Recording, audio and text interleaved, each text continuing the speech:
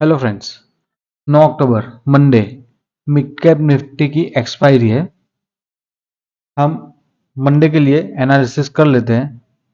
उससे पहले देखें कि कल के एनालिसिस से जो हमने किया था आज के लिए, तो उसमें हमने एक एंट्री बनाई थी बैंक निफ्टी की, जो हमारे रेजिस्टेंस पे ही बनी थी।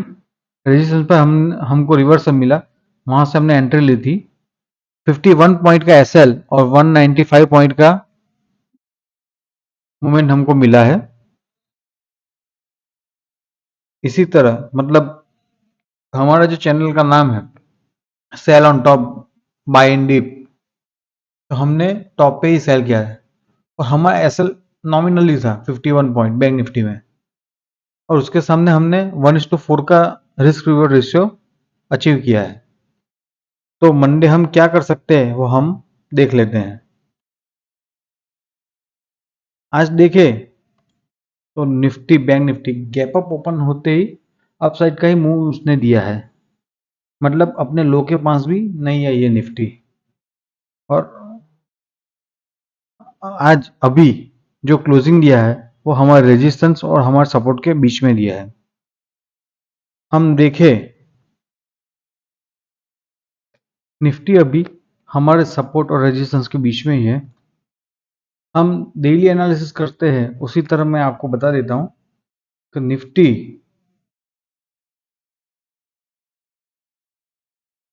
फ्लैट ओपन होती है और डाउन साइड का मूव देती है, तो यहाँ पे हमें अप साइड का ही रिवर्सल देखना है। उसी तरह निफ्टी गैप डाउन ओपन होती है और यहाँ पे कोई रिवर्सल अप साइड के लिए रिवर्सल कैंडलस्टिक पैटर्न बनाती है, तो हम यहाँ से अप का ही सोचेंगे। Same as Nifty flat open होती है और अप साइड का मूव देती है, तो यहाँ पे हमें डाउन साइड के लिए रिवर्सल कैंडल ही फाइंड आउट करना है, जिस तरह हमने आज किया था। और गैप अप ओपन होती है आज की तरह और यहाँ पे कोई रिवर्सल कैंडल बनाती है, तो हम डाउन साइड का ही सोचेंगे। लेकिन गैप अप ओपन होते ही निफ्टी डाउन साइड आती है और यहाँ पे कोई रिवर्सल कैंडल बनाती है, तो हम यहाँ से अप साइड का ही सोचेंगे। आप अपने स्टडी के लिए ये लेवल नोट डाउन कर सकते हैं। ये दो लेवल तो सेम ही है, पहले और दूसरा। 19,798 से 19,782, 19,743 से 19,706। अब हमारा सपोर्ट है, सपोर्ट देख लेते हैं। 19,592 से 19,553। दूसरा सपोर्ट है 19,495 से 19,455। और तीसरा हमारा सपोर्ट है 19,391 से 19,333। ये सब हमारे निफ्टी के सपोर्ट और रेजिस्टेंस है। उसी तरह आप हमारे बैंक निफ्टी में भी देख लेते हैं। बैंक निफ्टी में भी ये जो नीचे के 3 सपोर्ट और ऊपर के 2 रेजिस्टेंस है वो सेम एज ही है।